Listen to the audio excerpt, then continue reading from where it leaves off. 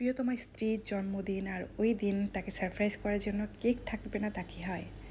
তো ভাইয়া এই জন্য আমার কাছে একটা দোতলা কেক আর একটা টাপ কেক অর্ডার করেছে। মাশাআল্লাহ, একটা চকলেট টাপ কেক আর দোতলা 1.5 পাউন্ড ভ্যানিলা কেক। তো উনি আমাকে কোনো ডিজাইন দেয়নি, আমার মতো করে দিতে বলেছে, কিন্তু সেটা দোতলা হতে হবে। তো তাই আজকে আপনাদের সামনে একটা দোতলা কেক এবং একটা টাপ কেকের ডেকোরেশন নিয়ে চলে আসছি। আশা করছি প্রতিদিনের ভিডিওর মতো এই ভিডিওটি আপনাদের কাছে ভালো লাগবে। তো টাপ কেকের জন্য কেকটাকে একটু ক্রাম্প করে নিলাম, ওইভাবে করলে আমার কেন জানি ভালো লাগে। আর এদিকে আমি 2টা কেককে ক্রাম কোট করে ফ্রিজে রেখেছিলাম, ফ্রিজ থেকে বের করে এখন ডেকোরেশন করতেছি, মানে স্মুথ ফিনিশিং দিচ্ছি। আর আজকের কালার কম্বিনেশন, ও মাই গড, এত বেশি সুন্দর হয়েছে। মানে মনে হয়েছিল যে কী কালার কম্বিনেশন করবো, সবই তো করে ফেলছি, একটা নতুন কিছু ট্রাই করা যাক। তো এটা ভাবতে ভাবতে আমি এই কালার কম্বিনেশনটা করছি, সাদা আর এটা হচ্ছে কি কালার বলে, বাঙ্গি কালার বলা যেতে পারে। তো এই কালারটা কিভাবে করেছি এটার কোয়েশ্চেন হয়তো এখন সবার মনে ঘুরপাক খাচ্ছে, তো সেই জন্য এটা বলে দিচ্ছি। এটা কালারটা করেছি রেড কালারের মধ্যে সামান্য পরিমাণে ইয়েলো কালার মিশিয়ে, এই সুন্দর কালারটা আমি পেয়ে গেছি মাশাআল্লাহ। তো হচ্ছে যে কীভাবে আমি 2 শেড করেছি এটা তো অনেক ভিডিওতে দেখেছি, এখনও দেখালাম, খুবই ইজি। তো এভাবে আমি 2টা শেড করে নিয়েছি। এভাবে আমি এখন ছোটো কেকটাকেও ফিনিশিং দিয়ে নিব। তো 1.5 পাউন্ডের দোতলা কেকের জন্য আমি নিচেরটা রেখেছিলাম 1 পাউন্ডের বেশি আর ওপরেরটা 1/2 পাউন্ডের কম, মানে টোটাল 1.5 পাউন্ড আর কি। তো এটাকেও আমি সেমভাবে ফিনিশিং দিব।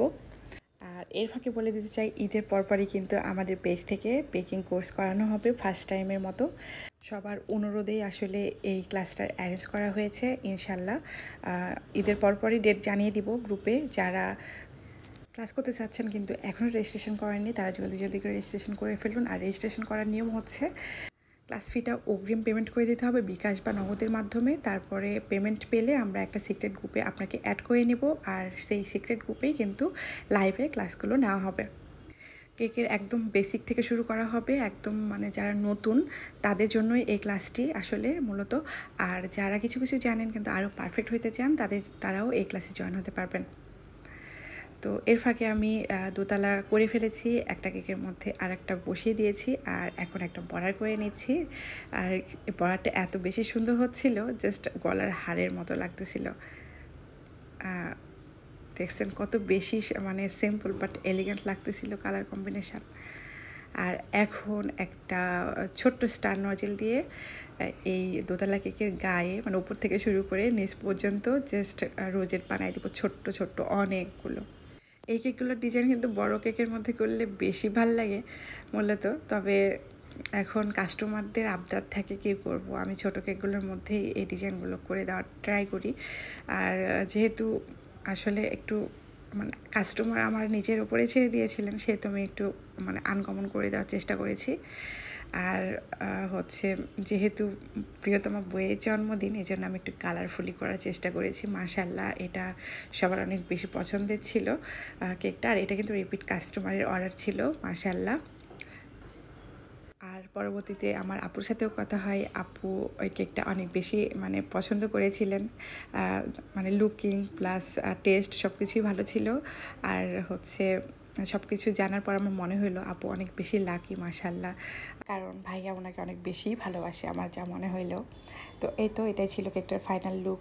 আমি নামটাও লিখে দিলাম, এখানে টপার দিতে বলেছিলেন, কিন্তু ইমার্জেন্সি অর্ডার থাকাতে আমি টপার আর কালেক্ট করতে পারি নাই।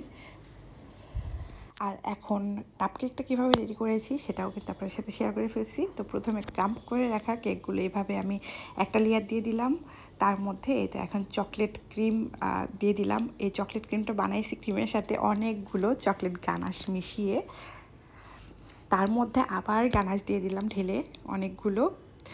এরপর এখন আরও একটা লেয়ারে হচ্ছে কেকের ক্রামগুলো দিয়ে দিচ্ছি। এর মধ্যে কিন্তু আমি সুগার সিরাপ অ্যাড করেছিলাম, যেটা স্কিপ করেছি। তো এভাবে ভালো করে ছেট করে দেওয়ার পরে আবারও একটা লেয়ার ক্রিম দিয়ে দিচ্ছি, তারপর আবারও গানাশ দিয়ে দিব।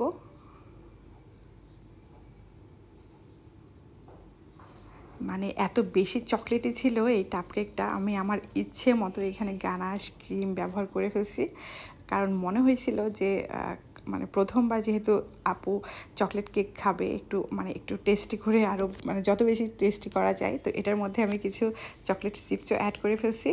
এই তো আমার টাপ কেক রেডি। আর এটা কিন্তু অনেক বেশি মজা ছিল। আর সামনে ঈদ, আর ঈদের জন্য বাসায় যাব। আমি প্রতিবার বাসাতে ঈদ করি, এই জন্য রাজশাহী থেকে আর কোনো রকম কেকের অর্ডার নিতে পারবো না। আবার যখন ঈদ শেষে রাজশাহীতে ফিরবো ইনশাল্লাহ সবার আবার নতুন করে অর্ডার নিব। তো এই তো দোতলা কেকের ফাইনাল লুক ছিল এটা। আপনাদের কাছে কেমন লেগেছে অবশ্যই কিন্তু কমেন্ট করে জানাতে ভুলবেন না। আজকে এখানে বিদায় নিচ্ছি। আল্লাহ হাফিজ।